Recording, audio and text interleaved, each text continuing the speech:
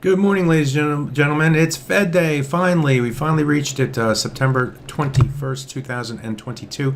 The FOMC decision will come out at 2 p.m. today, but we did have some Russian news overnight, which helped send the euro to a new area and some of the other currency pairs as well. So let's take a look at those from a technical perspective, understand what the levels are in play through the FOMC decision. It's important as you plan your day, as you plan your trade.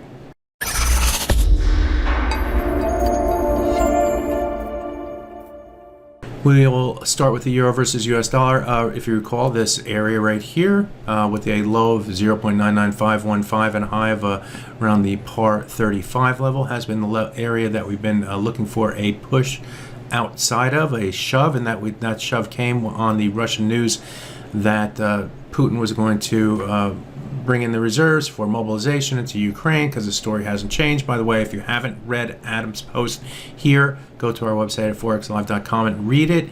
It tells you a lot about the background of the man and what his plans are, and indeed those plans are intact. Intact. He has not changed. This is not a bluff, as he says. So go and read that article from Adam at our site at forexlive.com. But anyway, outside of this box right here, from a technical perspective, sent the bias more to the downside here, and we've seen the euro versus US dollar move down toward our lows for the year, lowest levels since 2002.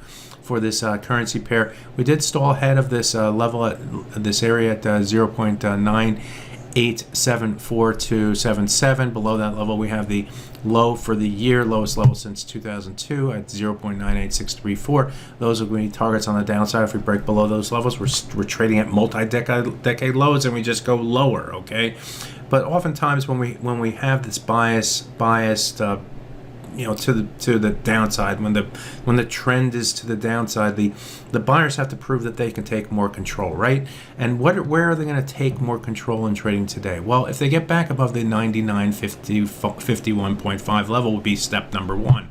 If you recall, if we look at the daily chart and we look at the July low through here, the 0.99515 level was the swing low, was the low price on this trend move to the downside. We finally found some support, and the market moved higher through here, and we did trade above and below that 0.99515 level through the August and early September. But then over the last week, 2 weeks, we've seen the price reestablish support at the 0.99515 level. You can see that through here. This is that line right here, and we did move below it briefly, but then reestablished support against level support. Support fell below it here today and stayed below it. So if we move back above that level, it's going to be more bullish. What else is going to be bullish? If we move above the 100-hour moving average here in trading yesterday, we came up and retested that level through here. We moved a little bit above it, but then fell back below that level. And then so that 100-hour moving average is going to be key. Also, the 200-hour moving average is going to be key here. If we move above that level and then above the high of this box right here, then the price is now, the bias is more to the upside. So those are the things that are going to have to happen if the euro versus US dollar is to get more bullish. Absent that, guess what? The sellers are winning, okay? The buyers are not winning. So keep that level in mind, starting with the 0.99515 level. Let's take a look at the sterling versus US dollar, and this currency pair is trading at lowest levels since 1985.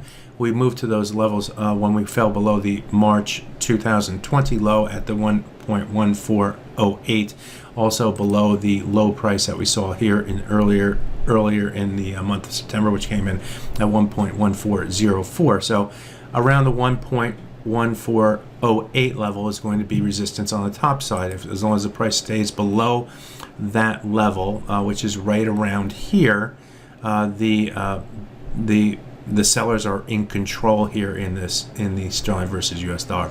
Also of note here off the hourly chart here is this falling 100-hour moving average, currently at 1.14133. You can imagine that as time goes by, as we head more toward the FOMC decision, it's going to be right back down here toward the 1.1404 level, which is our September low through here. So the 100-hour moving average, the September low, the 2020 low, all are going to come in around the 1.1408 level, 0408 level. We're going to need to get above that level to tilt the bias more to the upside. So that's going to be our key level on the top side. As long as the price remains below that level, the bias is more bearish. Until then, the bears are in control, the sellers are not winning. So there is room between here and there, of course, but we're talking about big picture here in the FOMC decision. Lots can happen, so that's going to be the key level we're going to be paying attention to on the top side for that currency pair. Other than that, we're trading at 1985 lows. The price can go lower still, so be aware of that.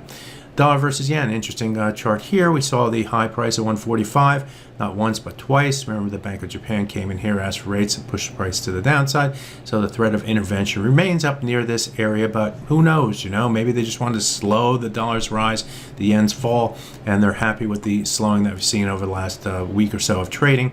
What we see from a technical perspective here is the price has been trading above and below the 100 and 200 hour moving averages, the blue and green lines here. But we did see the price off the Russian news. Actually, the dollar moved lower because interest rates moved lower on flight to safety type of thing. We saw the dollar initially move lower, and we held the 100-hour moving average in this trend line right through here. The 200-hour moving average just below that level, 143.22. So guess what? If the price can stay above this level, the bias remains more bullish. If the price moves below it after the FOMC decision, the bias shifts back to the downside for the dollar versus yen. So this area is going to be our key level. If we move below, then we have the potential to move back down toward our lows right here, and also back toward the 38.2% retracement of this move to the upside. We held that 38.2 here and here. Ultimately, if the sellers are to take more control in the dollar versus yen, we need to get below the 38.2% retracement. If we can't do that, guess what? The sellers are not taking control. This is just a plain vanilla correction in what is a bullish market for the dollar versus yen. So those are our key levels here on the downside of the dollar versus yen. On the top side, get above the 145 level. Yes, traders are going to be concerned about intervention, but who knows? Who knows what may happen? Will they come in? Will they be able to slow the fundamentals that are pushing the dollar versus yen to the upside? I don't know. It's hard even for central banks to take on the market, so be aware of that. Finally, I want to take a look at the dollar versus Canada. We broke above the 50% midpoint of the move down from this high to this low right here. That level comes in at 133.36. Broke above it, and we stayed above it for the most part in trading yesterday. Here, if I go to the hourly chart, here's the 133.56 level, and we tried to move above it a couple days ago, and then in trading yesterday we moved above it and then based against it, and I won't say that we're rocketing to the upside, but we're staying above that level as long as the price can stay above the 133.36 level in the dollar versus Canada. The bias remains to the upside. The bulls are in control.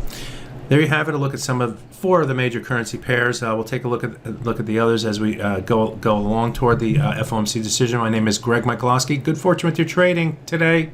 Remember, risk is higher, so be aware. Bye-bye now.